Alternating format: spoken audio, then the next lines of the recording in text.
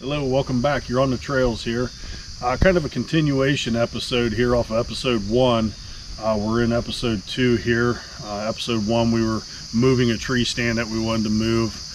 That farm there that we were on in episode 1 was about a 70-acre piece of property. So it's a good size. It's kind of that common size that a lot of us hunters get into in situations we get ourselves into. Not all of us have that 1,000 acres plus lease property. Don't always have the access to it. Maybe it's state property and things like that, which down the road in some future videos we want to get into some of that public hunting land as well. But we're still focusing on private land here. What we're looking at today in this episode is we're going to continue that kind of that moving stand situation where we're trying to get our stand set up. We are on Dylan's property here. Dylan's behind the camera again. Thank you for what you do with the camera, and Jackson's with us today as well. He's still learning, kind of getting out here on the trails with us, and he's putting in some of the grunt work for us. But today's piece of property is focused. We're still in Northwest Ohio. Today you can see some fencing behind me on this property. Dylan picked this up late in the season. We only had maybe 2-3 weeks to hunt it last year. We brought stands in, we set up quick. But what we did was we went through late in the season at the end of last year, 2021, and was able to go through and pinpoint those main trails late in the season with their fall pattern coming out of the post rut into that late season, December, January type patterns. We were able to come in at the end of the season, find those main corridors that they were working through this piece of property. We're actually only on about 10 acres here of woodland. Then we have some pasture, we have corn to the south of us, we have a bean field out here, and again you're still going to continue to see this fencing. And what it is, it's a cattle farm. Most hunters may look at this piece of property and go, there's no way deer are going to move through that with fencing. Well, I can tell you guys, if you only have a 10-acre section to hunt and it's set up and there's sections to the south, to the east, or to the west, or maybe to the north, which is what we have here, those deer are still going to move through that. They will jump this fencing. We'll find areas, and we found areas in here where the fencing is a little bit lower. We found actually hair where the deer were jumping over that fence and just catching their bellies a little bit, their back legs, and finding ourselves those exact spots where they were crossing. The cattle breaks down some of the fencing. The deer, believe it or not, will break down the fencing. They don't do so well in the barbed wire, but you can see this fencing here. A young deer to a mature deer will have no problem jumping over this fencing. So we're going to go back through here and we're going to show you kind of what we found last year late in the season. You want to see where those deer are moving through a piece of property that you just got permission to hunt, or that you've just purchased, or you're out looking to purchase a piece of property. You don't need 30, 40, 50, 100, 1,000 acres of property. Find you a piece of property that has potential around it, around the surrounding areas in the immediate area, and go in late in the season, in that late December, January time frame, and you'll find those bedding areas, you'll find those main trails, and you'll find yourself the following year sitting in that stand and seeing deer. And that's what we hope to bring you here: some action, some footage, some educational, and some positive reinforcements of find your own trail. Stick with us. You're on the trails.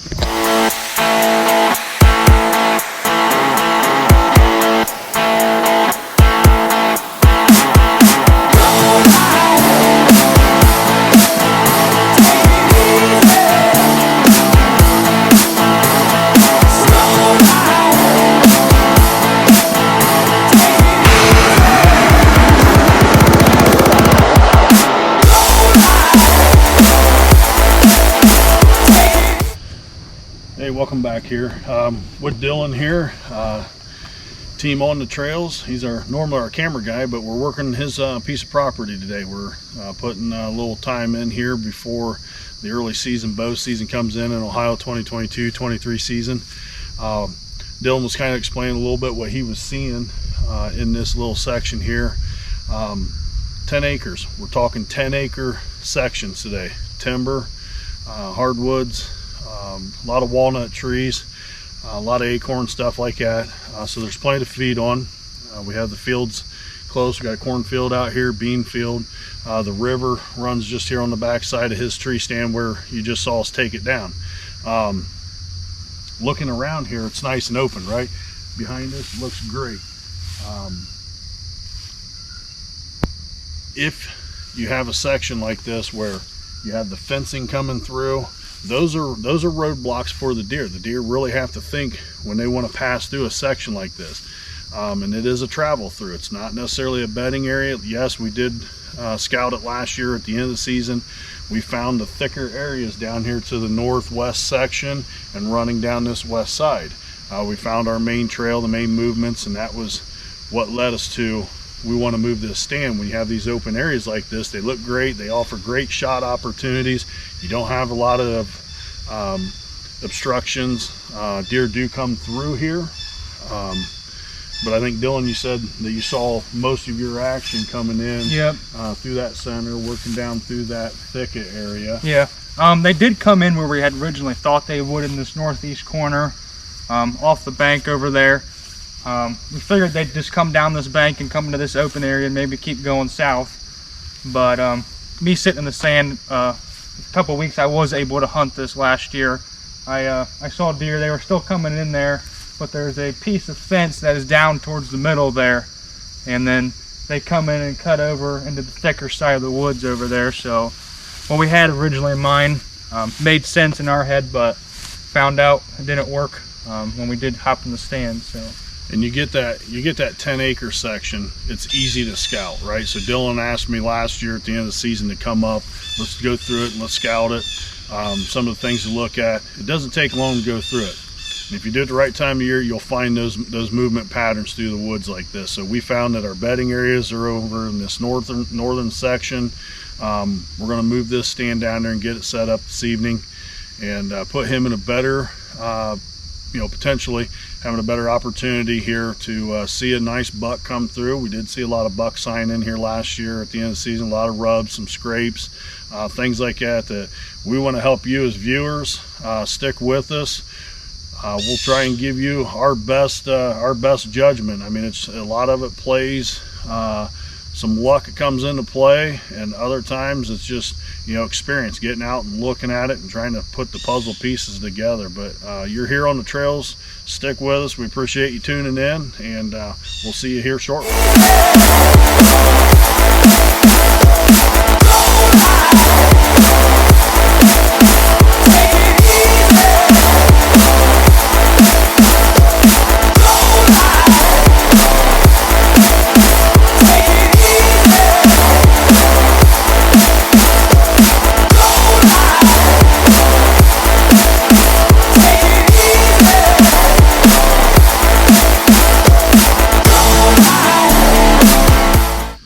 Welcome back.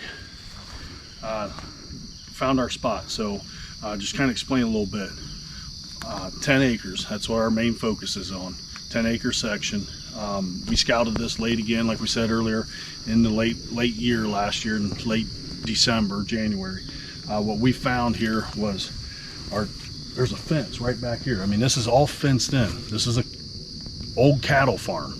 There's still cattle up on the front section of it. They just don't come back into the woods anymore. So there's fencing, old fencing. We found a section up here coming off of the river. It comes in from the northeast, basically. There's a section up there. That's where we found the fur last year. That was basically just telling us right where the deer are crossing.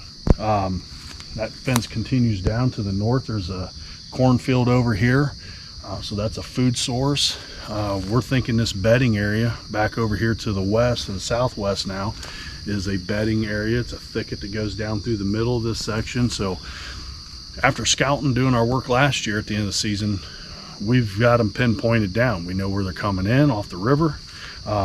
We found this section of fencing that's obviously lower than the rest of it, and this is nothing for a white-tailed deer to jump across and go right in here. There's trail sign through here. There's already some trail movement, so we found our tree. It's right back behind us. It's a 15-yard shot to this fence area from that tree stand. So we're going to get this tree stand put up.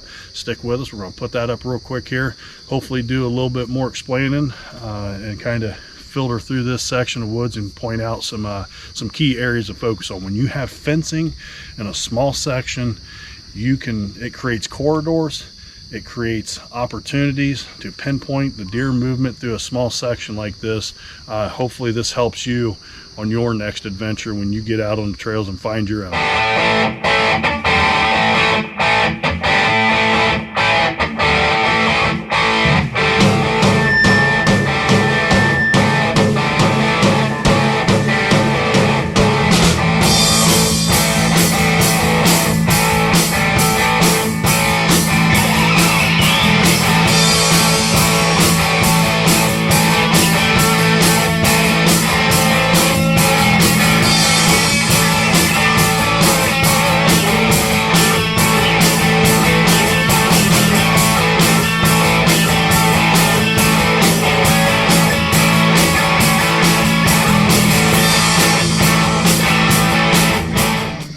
Welcome back. We're finally up in the tree stand here. We thought we'd give you a little bit of a look. I apologize, it's getting a little bit late, but there will be more footage to come sitting in this stand with us this year. So we're really hoping that you tune in with us. If you'd like, hit that subscribe button for us. We greatly appreciate everybody tuning in to see us here with our videos on the trails. We encourage you all, find your own trail. Dylan's with me here in the stand. We're just kind of hanging out, getting our last little bit of light, looking at some of our lanes. We just cut some lanes in over here to the left. It's critical to cut your lanes in every time you set up your stand. Sitting down, standing up, make sure you give yourself those shots. Don't take away too much of your concealment. Basically right here in front of us, it's really thick.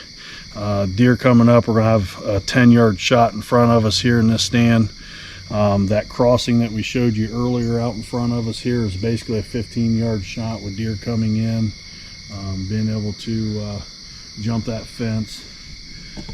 We got a trail back here at about 20 yards to our right up here on this bank of the river. Really happy with this stand. You saw the footage earlier where it was wide open. We thought last year get in quick and see what this woods had to offer. It took us doing our scouting, took us doing our kind of due diligence out here to find out where these deer are moving through the trails. So don't hesitate, don't think twice about those small acreage woods. All of us, does not matter what opportunities you have, find that opportunity, make the best of it, get out there and go. What you're going to find out here on the trails with us, we don't like to spend a whole lot of money. We like to do it dirty cheap. We're going to find ways to save you money and hopefully pass that along, or maybe you pick something up in our videos. We don't get into a whole lot of the scent and stuff like that, scent protection. I think a deer is going to smell you, they're going to smell you no matter what. It's concealment, being quiet, being in the right spot, hitting it at the right time when the deer are moving through. So we're going to get a surveillance camera up out here, get one of our trail cams up, kind of watch some of this crossing area just to make sure that leading up in the season, what we have in mind, what we're thinking is going to pan out. So real excited about this stand for you, Dylan. I hope this one pays off for you.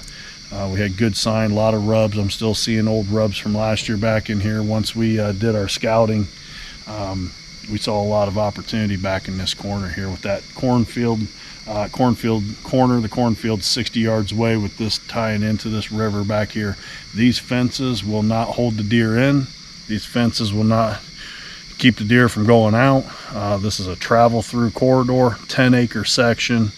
I'm looking for this one to pay off this year.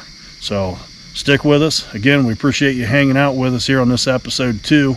We're still into that, getting set up, getting prepared. We're going to pass some tips along to you that hopefully we share some of our secrets, hopefully save you some money down the road when you're out on your next hunt, or if you're out on your next hike or your fishing trip, or just hanging out and enjoying the outdoors. So we hope you stick with us. We hope you like it and enjoy. Find your own trail.